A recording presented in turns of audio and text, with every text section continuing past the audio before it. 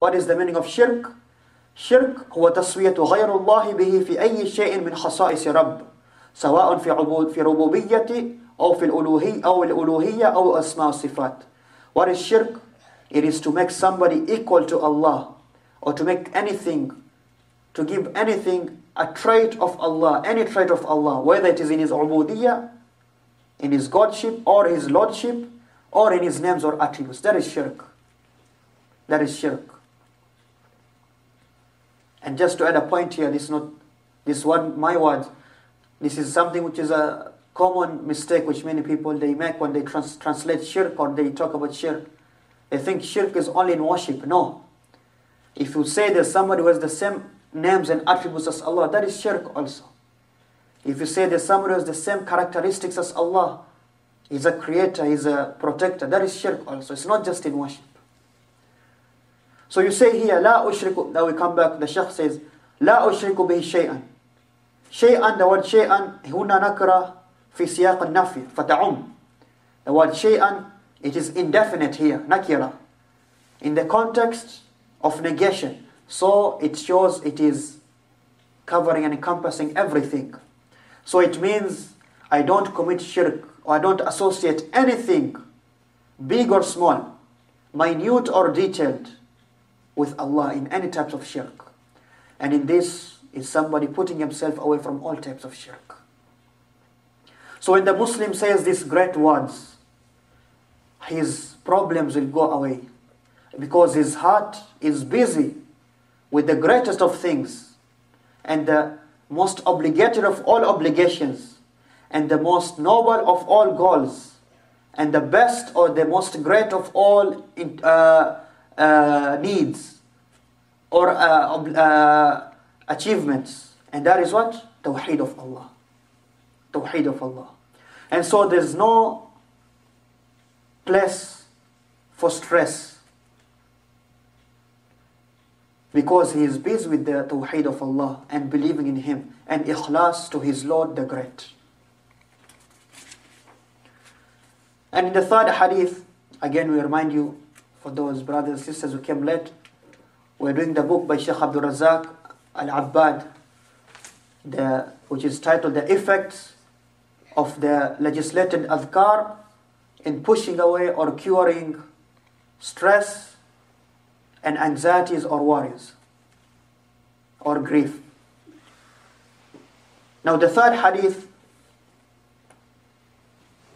the hadith of Abu Bakr radhiallahu anhu, he said that the Prophet ﷺ said, Da'watul makrub, the dua of the one who is troubled, who is in a state of calamity or hardship. Meaning the one who is in a state of hardship, that he says, Allahumma rahmataka arju, fala takilni ila nafsi tarfata aynin, wa aslih li sha'ni kullahu la ilaha illa ant. Oh Allah, your mercy I have hope in. I have hope in your mercy. That's what I long for. So don't let me on my soul or to myself, even for the blink of an eye, and correct or rectify all of my affairs. There's none who deserves to be worshipped except you. The Sheikh says how great this is from all the du'as. How great this is from the du'as. When you say, Allahumma rahmataka arju, oh Allah, your mercy I have hope in. Meaning, your mercy alone, your rahmah alone. Oh Allah, I don't have hope, I don't rely, I'm not waiting for anybody's mercy except you. And in this again is what? Ikhlas. And Tawheed. Only to Allah. Rahmataka arju, I have hope in your mercy. And the actual word or the actual sentence or the phrase is arju rahmatak. But the thing, the action, or the thing which is the object, we can say in English, the object has been brought forth. To show what? To show constraintment. This is the only thing. And this is, the Sheikh says, this is one of the traits of the believers. وَهَذِهِ صِفَةُ الْمُؤْمِنِينَ. This is one of the characters, the description of the believers. Allah says, this is Surah Al-Isra, number 57. أولئك الذين يدعون يبتغون إلى ربهم الوسيلة أيهم أقرب ويرجون رحمته ويخافون عذابه إن عذاب ربك كان محذورا. Allah says, those whom they call upon, the other false gods or the other things they worship besides Allah, they desire for themselves a means to their Lord, as to which of them should be nearest, and they hope for His mercy. يرجون رحمته, they hope for His mercy. As you say, أرجو رحمتك, يرجون رحمة, they hope for His mercy.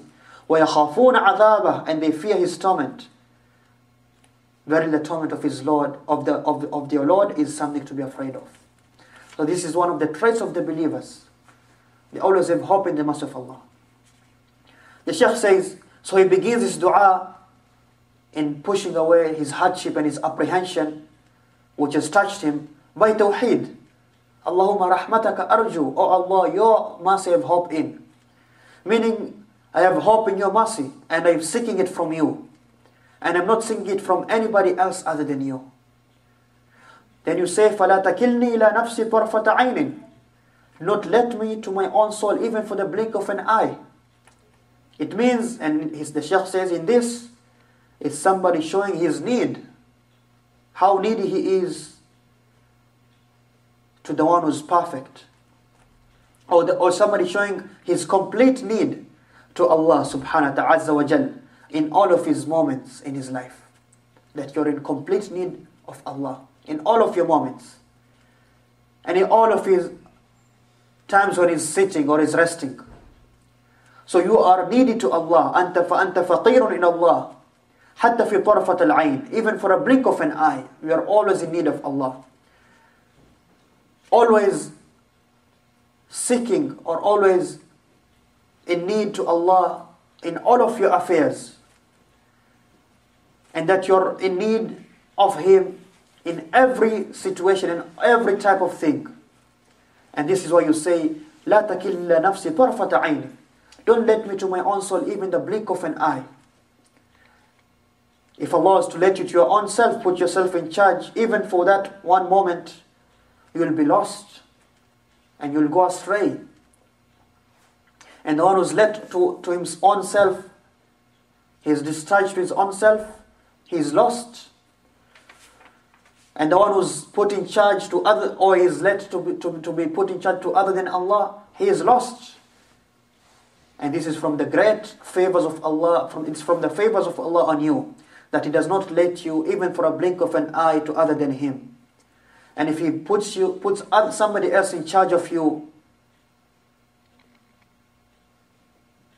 before that He says, and if He puts you, or He puts Himself, He is the one who's in charge of you. He has put you in charge, or He's put you in charge, or He's put somebody who's in charge of you, somebody who is strong and mighty. Somebody who is the subduer, the king. As Allah says, Surah Al-Zumar, أَلَيْسَ اللَّهُ بِكَافٍ عَبْدَهُ. Isn't Allah sufficient for His slave?